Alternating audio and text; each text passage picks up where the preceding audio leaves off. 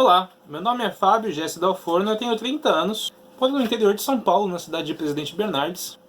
O estilo de quadrinhos que eu mais gosto de trabalhar é o mangá, e eu sou quadrinista desde criança, na verdade, mas trabalhando profissionalmente com isso a partir de 2012 pra cá. E o que eu mais faço no ramo do mangá é editoração. A vontade de ser quadrinista veio desde criança, quando eu acompanhava a Turma da Mônica, eu gostava dos personagens, né? E eu sempre quis ter um personagem próprio meu. Comecei a fazer histórias aí pro pessoal, meus amigos, né? E isso só foi escalando aí até chegar aos dias de hoje. Minha maior influência para ser quadrinista hoje em dia foi o Maurício de Souza, obviamente, por conta dos quadrinhos da Turma da Mônica que eu acompanhava, né? E além de ser quadrinista, eu sou técnico em informática, né? Não dá para ser quadrinista full time hoje em dia. Então eu mexo com informática aí, parte de manutenção.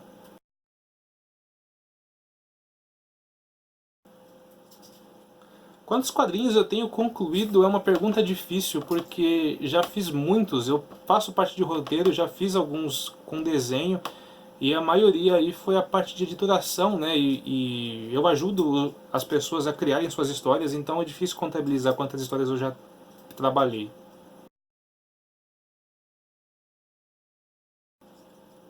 Mas normalmente aí leva um quadrinho de cerca de 20, 30 páginas, né, um capítulo, um one shot aí, leva cerca de uns 2, 3 meses mais ou menos.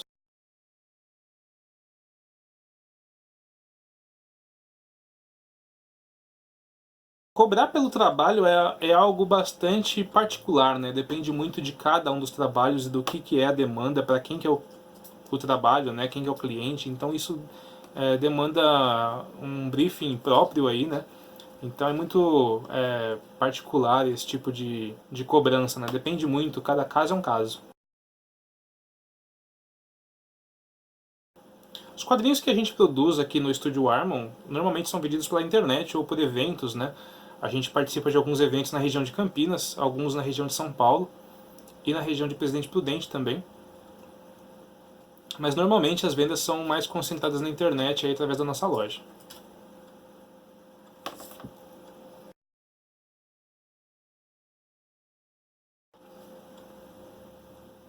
Quantos quadrinhos a gente produz por ano? Também é uma pergunta relativa, porque depende muito de cada projeto, né? Que nem esse ano de 2019, como editor, eu produzi aí 3 quadrinhos, 4 quadrinhos de artistas diferentes. O projeto que teve roteiro meu, né, levou aí um ano para ser feito, que foi produzido agora no final do ano, em dezembro, pelo Catarse. Foi o Harmonia HQ. Este quadrinho aqui. Então ele levou um ano para ser produzido, mais ou menos. Mas isso depende muito de cada projeto, depende do tanto de páginas, depende se eu vou ser só editor, se eu vou ser roteirista, se eu vou desenhar também. Então isso depende muito. Quando eu não estou fazendo quadrinhos, né, quando eu não estou fazendo as funções do estúdio, eu gosto de ler quadrinhos, obviamente, livros também. Mas é basicamente isso, porque fazer quadrinhos virou assim um hobby. Então quando eu não estou fazendo quadrinhos, eu penso em fazer quadrinhos, né? E acaba se tornando aí algo que nunca dá uma pausa, né?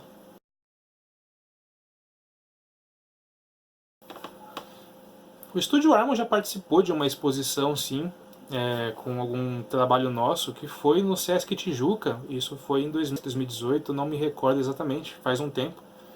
Mas fora essa, acho que nunca participamos de outra exposição não. Era uma exposição para contar a escalada dos quadrinhos no Brasil, né? E um projeto nosso estava lá, o Era Uma Vez, né? Com uma coletânea. Fora essa, eu acho que não teve mais nenhum. O que as pessoas falam dos meus quadrinhos, né? Seja de minha autoria ou não, o que eu mais ouço falar é que as pessoas basicamente gostaram e falam para não desistir, né? Mas tem muita gente também que não fala nada. E isso é interessante, porque as pessoas às vezes têm uma opinião firme sobre o quadrinho, mas eles não dão o feedback, né? Seria interessante se as pessoas dessem mais feedback. Mas os feedbacks que a gente tem recebido aí atualmente são muito bons. Eu tenho gostado ultimamente do que as pessoas têm falado dos meus quadrinhos. Às vezes a gente tem alguns problemas aí no trabalho, vida pessoal, né, que produzindo quadrinhos a gente meio que consegue esquecer esses problemas, deixar de lado um tempo e às vezes aprender, né, dentro da produção de quadrinhos as soluções para lidar com esse tipo de problema, né. É muito particular para cada pessoa leva esse tipo de produção de uma forma diferente. Então acho que na maioria dos casos dá para ajudar a enfrentar alguns problemas aí e aprender algumas lições, né? Não só com a produção, mas com leitura também. Se eu já pensei em desistir de quadrinhos, de produzir quadrinhos, eu acho que mais do que eu gostaria. Penso frequentemente, né? Mas é algo que se tornou assim quase como respirar, né? É algo que às vezes quando eu pego para não fazer, alguns dias para não fazer, eu me pego pensando, né, sobre próximos quadrinhos, projetos e tal. Então, pensar em desistir a gente sempre pensa, né? Porque é uma profissão um pouco difícil, o mercado não está bem desenvolvido ainda e são muitas as dificuldades, pouco feedback, então a gente sempre pensa nesse tipo de coisa, mas eu acho que se eu não produzisse quadrinhos, eu não sei o que eu faria.